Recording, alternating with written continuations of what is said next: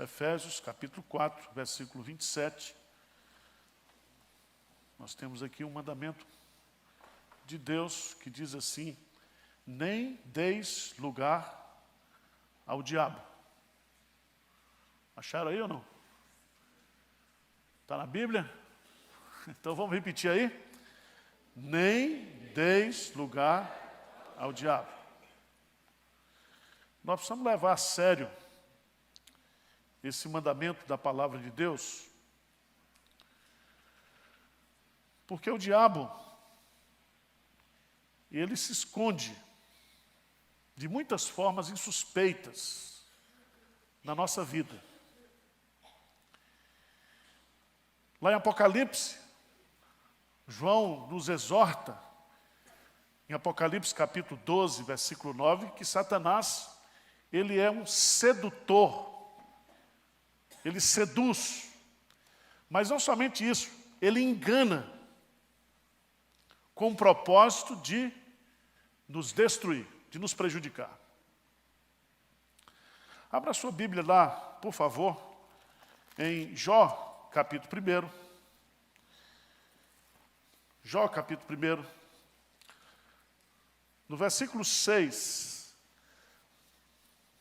diz assim: num dia em que os filhos de Deus vieram apresentar-se perante o Senhor, veio também Satanás entre eles. Satanás chegou hoje primeiro na igreja do que você. Ele está aí sentado nesses bancos aí. Veja que ele é um penetra. Ele não foi convidado. Mas ele vem. Ele chega. Ele encosta. O diabo, ele não só nos ataca nessa questão, que o pessoal fica muito angustiado de sexualidade, não nos deixa cair em tentação, e a gente sempre pensa em tentação como coisa do ponto de vista de dinheiro, de sexo, de poder, mas o diabo usa muitas formas para nos prejudicar. Por exemplo, o diabo cega o meu entendimento e o seu entendimento acerca da importância da oração, que a gente não ora, não vem para a igreja, despreza a oração. E o diabo prevalece na nossa vida quando a gente não ora.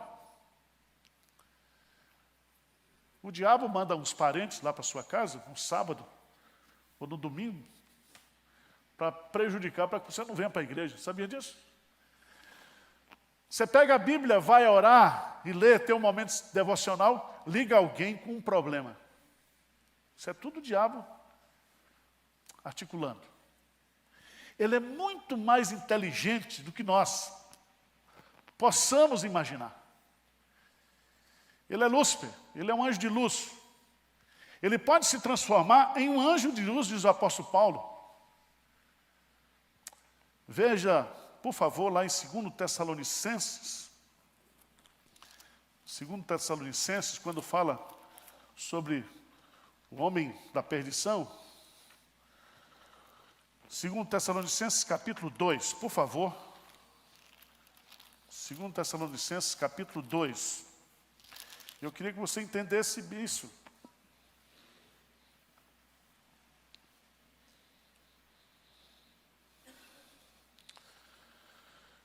A vinda do Senhor, antes que a vinda do Senhor aconteça, haverá a revelação da apostasia do homem da iniquidade. E no versículo 7, lê comigo aí, o que é que diz aí? Com efeito, o mistério da iniquidade já opera. E aguarda somente que seja afastado aquele que agora o detém. Então será de fato revelado o iníquo, a quem o Senhor Jesus matará com o sopro de sua boca e o destruirá pela manifestação de sua vinda. Ora, o aparecimento do iníquo é segundo a eficácia de Satanás, com todo o poder e sinais e prodígios da mentira, e com todo o engano de injustiça aos que perecem, porque não acolheram o amor da verdade para serem salvos. E por esse motivo, Deus lhes manda a operação do erro, para darem crédito o quê? A mentira. Então preste atenção, você pode ser um filho de Deus, um crente, e você começa a acreditar em coisas que não são feitas por Deus, mas são feitas pelo inimigo. Eu não tenho dúvidas, irmãos, de muito do que é feito nessas chamadas igrejas neopentecostais são espíritos enganadores, de tal maneira que as pessoas ficam presas a esses falsos milagres e não acolhem a verdade do Evangelho em amor. Esse tipo de coisa faz com que as pessoas, esses sinais mentirosos, faz com que a pessoa se esqueça da sua vida pessoal, do arrependimento, da cruz, do significado do que é a verdadeira conversão. E tem uma fé simplesmente depositada nesses sinais mentirosos. Mas vamos voltar lá para o texto de Efésios. Nem deis lugar ao diabo. E a pergunta que a gente tem que fazer para o texto é o seguinte: como é que eu, como crente, dou espaço para o diabo na minha vida? Veja que o texto aí, o contexto, se você observar bem o versículo 26, diz: irai-vos e não pequeis, não se ponha o sol sobre a vossa ira. O texto está falando que quando eu guardo no meu coração ódio, amargura, ressentimento contra o meu irmão, e não resolvo isso até o sol se pôr, eu estou abrindo uma brecha, um espaço de Deus, da minha vida, para que o diabo entre. Foi assim que aconteceu com Saul. Diz o texto lá que Saul começou a ter inveja de Davi. E a partir daquele momento, os olhos de Saul olhavam para Davi não como um soldado, como um amigo, como seu genro futuro, mas o via como uma ameaça ao seu reino. E disse que naquele momento um espírito mau, permitido pelo Senhor, entrou na vida de Saul. E aqui eu quero chamar a sua atenção para o fato de que o texto é bastante claro. Nem deis lugar ao diabo. Primeira maneira de dar lugar ao diabo, eu queria que você fosse lá para 1 de Pedro, capítulo 5. 1 de Pedro, capítulo 5, versículo 8. Quem escreveu isso foi alguém cuja vida foi cirandada por Satanás. Pedro foi usado muitas vezes por Satanás. 1 Pedro 5, versículo 8. Vamos ler juntos? Sede sóbrios e vigilantes, o diabo, vosso adversário, anda em derredor, como leão que ruge, procurando alguém para... Presta atenção que ele não está falando aqui do leão do imposto de renda. A figura aqui não é metafórica. Ele está falando do leão que ruge. E ele não ruge. Ele ruge para atemorizar. Mas ele ruge principalmente para anestesiar a presa, para ele devorar a presa. E diz que ele está ao nosso quê? Derredor. Pergunta para você, você mora aqui em Pinheiros, tem um circo aqui, o Soléu, saiu um leão que tinha lá, fugiu hoje de manhã e está rodando aqui nas imediações de Pinheiros. Você vinha para a igreja hoje? Fala a verdade. Enquanto esse leão não for preso, eu não saio de casa. Irmãos, a gente fica brincando, às vezes, com essa metáfora, e Pedro está colocando aqui, é que ele é um leão solto, procurando o quê? Vítimas. Ele é um leão faminto. E a Bíblia diz que, por entender que o seu tempo está, o seu fim está próximo, ele vai o quê? Intensificar a sua obra. Então vamos ficar atentos, por isso que ele fala aqui, sede sóbrios e vigilantes. Segundo versículo, eu queria que vocês abrissem, está lá em Mateus capítulo 26. Mateus 26, versículo 41. Mateus 26, versículo 41. Jesus disse para os seus discípulos, e diz para mim e para você, o que diz aí versículo 41? Vigiai e orai, para que não entreis em... O espírito, na verdade, está pronto, mas a carne o quê? É fraca. Presta atenção que diante das tentações não existe ninguém o quê? Forte. Ainda que a nossa mente saiba que aquilo é errado, ainda que a gente saiba que aquilo é pecado, nós não temos força e suficiência espiritual suficiente para vencer a tentação. Por isso que nós precisamos vigiar e orar. Porque quando a gente vigia e ora, a gente recebe de Deus o discernimento, a compreensão, mas não somente isso, a força para poder resistir ao diabo. Há muitos textos na Bíblia que revelam isso. O diabo pode usar a mim e a você para prejudicar a obra dele. Sabia disso? O diabo pode usar a mim e a você para prejudicar a obra de Deus. Você pode ser usado por Deus no momento daqui a pouco o diabo usar você, se você não tiver o quê? Discernimento. Vamos pegar um texto aqui? Mateus capítulo 16. Mateus capítulo 16. O Pedrão, todo mundo conhece. E foi ele que escreveu. E usou essa figura do leão. Ele sabia disso. Mateus capítulo 16, versículo 16. Respondeu Simão Pedro, disse: Tu és o Cristo, o Filho do Deus? O que diz Jesus para ele? Então Jesus lhe afirmou: Bem-aventurado és Simão Barjonas, porque não foi carne e sangue que tu revelaram, mas meu Pai que estás nos céus. Que coisa fantástica. Aquele conceito de que Jesus Cristo é o Filho do Deus vivo, é um ato de revelação, porque ninguém conhece o Pai senão o Filho, ninguém conhece o Filho senão o Pai, e aquele a quem o Filho quiser revelar. Então, aquele conceito teológico, aquele conceito que Pedro tinha de Jesus Cristo, foi um ato da revelação de Deus naquele momento. Mas veja lá a partir do versículo 23, 21. Desde esse tempo começou Jesus, capítulo 16, a mostrar a seus discípulos que era necessário seguir para Jerusalém, sofrer muitas coisas dos anciãos, dos principais sacerdotes, dos escribas, ser morto e ressuscitar no terceiro dia. E Pedro, chamando-o à parte, começou a reprová-lo, dizendo: Tem compaixão de ti, Senhor. Isso de modo algum te... Versículo 23, lê comigo. Mas Jesus, voltando-se, disse a Pedro: Arreda, Satanás. Tu és para mim pedra de tropeço, porque não cogitas das coisas de Deus, e sim da dos... Isso é bem interessante. Eu não diria 15 minutos depois, mas algum tempo depois, o texto registra, aquele mesmo homem que recebeu a revelação de Deus está sendo usado por Satanás. Satanás está por trás dele. Porque Satanás não queria que Jesus Cristo fosse para a cruz. Satanás sabia que a obra de Cristo seria a sua derrota.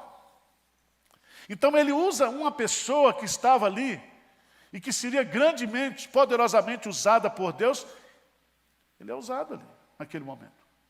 É tanto que Jesus, ele não repreende a Pedro, mas ele repreende a quem?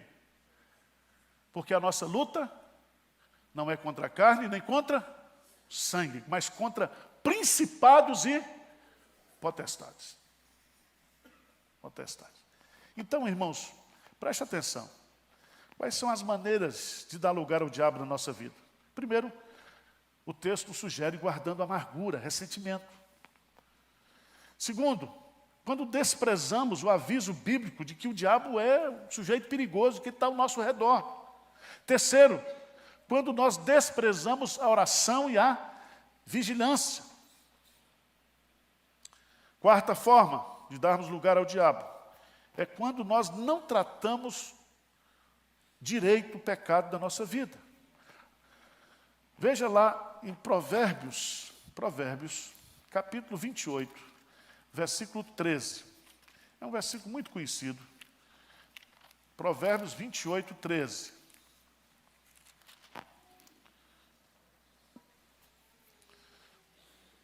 Diz assim a palavra de Deus: o que encobre as suas transgressões jamais prosperará. Mas o que as confessa e deixa, o quê? Alcançará a misericórdia. Veja bem, aqui é uma linguagem usada por alguns comentaristas que eles usam aqui que o pecado na nossa vida cria o quê? Brechas. Quando eu estou com pecado, e quando eu escondo esse pecado, e quando eu não trato desse pecado, eu deixo o quê? Uma brecha, um espaço. É interessante isso. Por isso que eu entendo, quando Davi ora lá no Salmo 19, ele diz assim, absolve-me daqueles pecados que me são o quê? Ocultos, que eu não tenho consciência. O pecado é tão destrutivo para nós, né?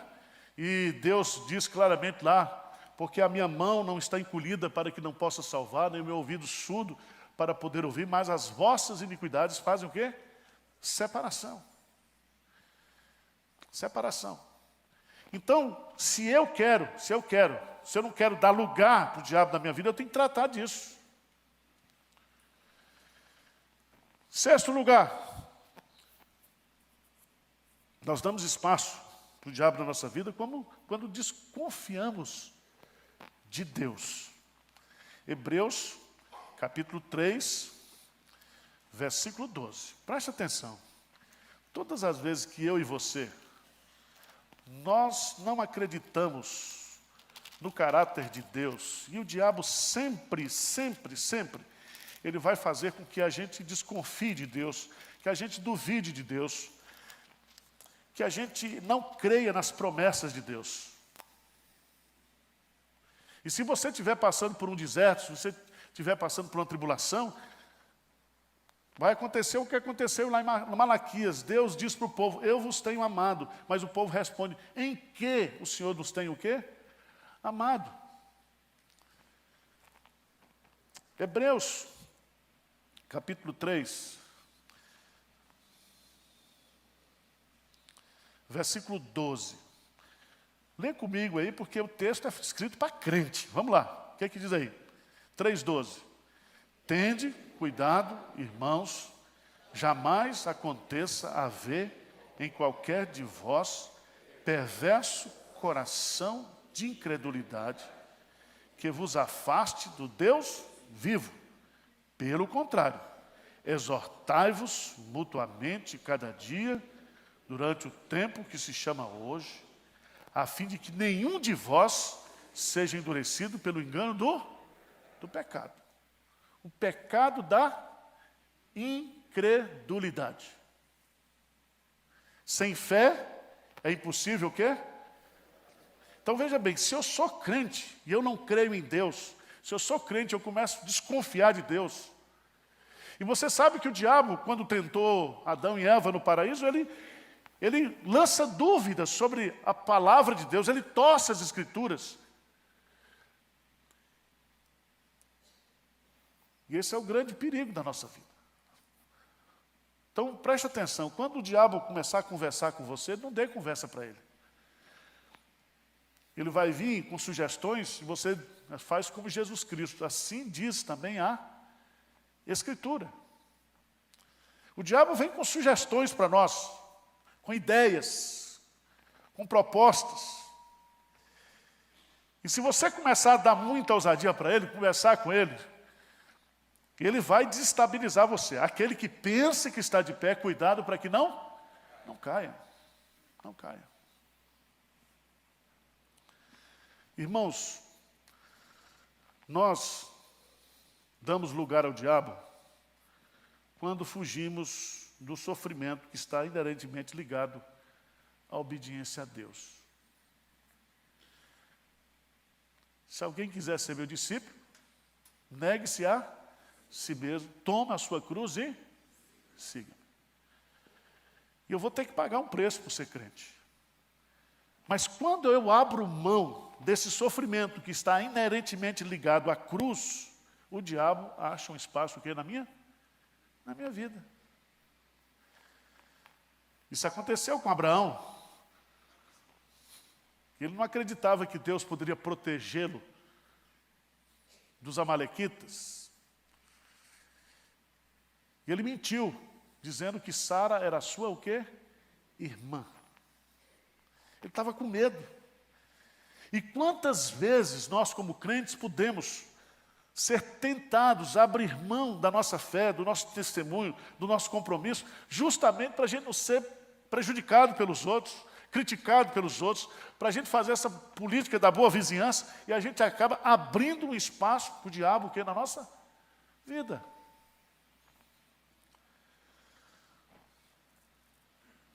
Mas o top 5, né? Top do espaço que o diabo acha na nossa vida é um negocinho chamado orgulho e soberba. O diabo diz para Adão e Eva: vocês serão iguais o quê? A Deus. Vocês terão conhecimento do bem e do mal. E a soberba, meus amados irmãos, é a mãe ou é o pai de todos os outros o quê? Pecados. Eu queria que você abrisse a sua Bíblia lá em 1 Crônicas. 1 Crônicas, capítulo 21.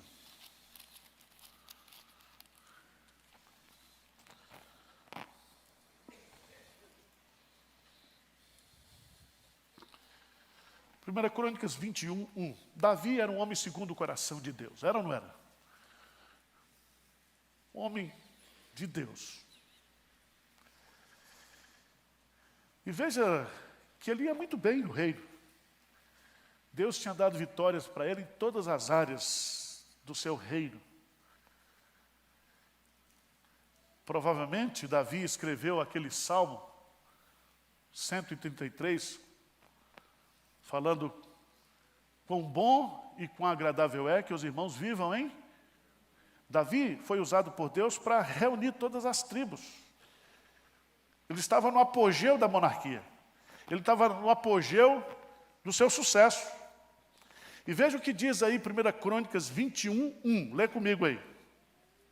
Então, Satanás se levantou contra Israel e incitou a Davi a levantar o censo de Israel. Não dá para a gente discutir esse texto aqui, mas o texto diz quem foi que incitou? Satanás. Lembra que Jesus, lá em Mateus 7, nos incita a quê? A orar. Pedir, dá-se-vos. Mas o diabo deu uma ideia para Davi. Ele incitou Davi a fazer um censo para dizer o quê? Que Davi era o poderoso. A ideia de Satanás aqui era encher o coração de Davi, ou explorar a soberba que existia no coração de Davi, para poder prejudicá-lo. E vocês sabem que ele levantou o censo, mas aquilo foi mal perante os olhos do quê? Do Senhor. E no versículo 7, tudo isso desagradou a Deus pelo que feriu a Israel. Então disse Davi a Deus: muito pequei em fazer tal coisa. Porém, agora peço-te que perdoes a iniquidade de teu servo, porque procedi muito loucamente. Fazer um censo. Mas não é fazer um censo. O que Davi estava fazendo ali era se auto o quê? Glorificando, se autoprojetando. Eu sou o cara. Eu levei Israel a ser essa potência. Eu tenho os maiores exércitos. Irmãos, para vocês não saírem deprimidos daqui, vamos para Tiago. Tiago, capítulo 4. Não deis lugar ao... Está claro isso aí? Dar lugar é diferente de ser superado pelo diabo. Você deu lugar, meu filho, agora aguenta a bucha. Faz como Davi, não inventa. Vai logo, reconhece o seu pecado, pede perdão Certo? Não vai dar uma de Saul, não. Davi, ele era crente assim, normal como a gente. E Tiago, capítulo 4, versículo 7. Vamos ler juntos? 4, 7. Maneiras de prevalecer contra o diabo. E a maneira é muito simples, está aí no versículo 7. O que é que diz? Sujeitai-vos, portanto, a Deus, mas resisti ao diabo, e ele resistir ao diabo. Como é que eu e você, nós podemos resistir ao diabo? Você diz, não, pastor, vamos usar a armadura de Deus. Ótimo. Está certo. Mas se você observar nesse versículo, a primeira parte diz assim, sujeitai-vos o quê? A Deus. E o que é sujeitar a Deus? Significa você se submeter em total dependência de Deus. Mas para você fazer isso, você precisa do quê? De humildade. Porque o diabo só fugirá de você se você se sujeitar a Deus. E se você se sujeitar a Deus, Deus vai dar o que para você? Graça. O que é que diz o texto? O que é que diz o texto? Ou supondes vós, que em vão afirma a Escritura, é com ciúme, que por nós anseia o Espírito que fez habitar em nós. Antes, Ele dá maior graça, pelo que diz, Deus resiste aos, mas dá graça aos humildes. O diabo vai fugir de mim, de você, porque Deus vai me dar graça. E essa graça só é possível na minha vida se eu o quê? Me humilhar, se eu me sujeitar a Deus. Aí você vai entender o que Pedro disse. Pedro era campeão e soberba. Vamos lá. 1 Pedro 5. Você sabe que Pedro, ele se achava o melhor o quê? Apóstolo, não era isso? Ele disse, ele era o cara. Ele dizia assim, Senhor, eu estou pronto a morrer o quê? Contigo. Soberbo. Eles estavam disputando entre eles quem seria o maior apóstolo. Jesus diz, gente, aqui não é assim. Quem quiser ser o primeiro aqui, que seja o último. Porque o Filho do Homem não veio para ser servido, mas para servir. Preste atenção, Pedro, a soberba precede o quê? A ruína, a queda. Por isso que Pedro agora vai colocar algo extraordinário. Ele diz no versículo 6,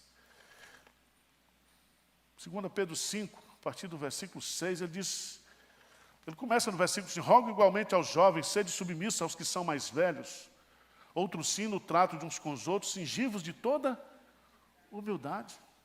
Porque Deus resiste aos soberbos, contudo aos humildes concede a sua. Humilhai-vos, portanto, sob a poderosa mão de Deus. Presta atenção. Presta atenção. Você é o que você é diante de Deus, não diante dos homens. Tem umas pessoas que são humildes assim, mas é mascarado. Falsa humildade. Ele diz assim, humilhai-vos sobre o quê? A poderosa o quê? Mão de Deus. Humilhe-se diante do Senhor, quebrante-se diante do Senhor. E Ele, no devido tempo, vai lhe exaltar. Mas há outro detalhe aqui, lançando sobre Ele toda a vossa o quê? Ansiedade. Você está muito ansioso, muito preocupado, muito angustiado. Ele está cuidando de você. O diabo está lhe pressionando, o diabo está lhe tentando, o diabo está falando coisas na sua cabeça, você está preocupado, você quer se defender, você quer mostrar que não é assim, você quer questionar que você é o certo, o outro está errado, que você está sofrendo injustiça. Meu irmão, humilhe-se diante do Senhor. Quebranta seu coração. E aí, ele diz, sede sóbrios. A palavra sobre aqui não significa somente aquele que está embriagado. Sóbrio aqui significa você estar com seus sentidos completamente em alerta e vigilantes, porque o diabo, vosso adversário, anda em derredor, como leão que ruge, procurando alguém para devorar. Versículo 9, lê comigo. Resisti-lhe firmes na fé, certo de que sofrimentos iguais aos vossos estão se cumprindo na vossa irmandade espalhada pelo mundo. Preste atenção que nós resistimos ao diabo, nos sujeitando a quem? A Deus. E sujeitar a Deus significa nos humilhar, para que Ele nos dê o quê? Graça. Paulo diz, Deus diz para Paulo, a minha graça o quê? Te basta. Eu não vou tirar o espinho, mas eu vou lhe dar mais graça. Mas aqui, Pedro vai usar outro argumento muito forte. Ele diz assim, resistir-lhe firmes o quê? Na fé. Firmeza na fé. Significa, continue crendo naquilo que você recebeu de Deus. Porque quando vem o sofrimento, quando vem a provação, o diabo quer derrubar você o quê? Da fé. Ele ataca a sua fé. A sua confiança em Deus. Irmãos, não desista de crer. Vamos perseverar o quê? Firmes na fé. Vamos ficar de pé e vamos ler um versículozinho que está muito simples. Parece assim, a gente nem dá muita bola. Sabe aquele negócio que passa batido? 1 Coríntios.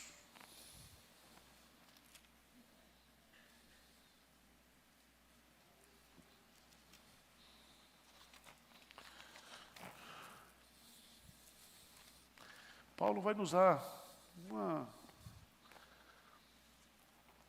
orientação. Versículo 13 do capítulo 16.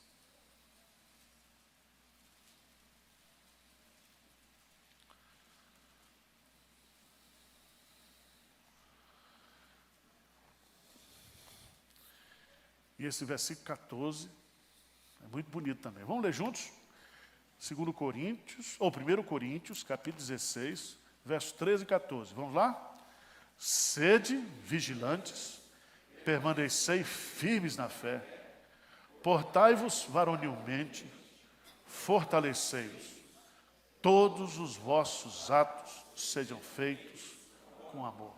Amém. Amém.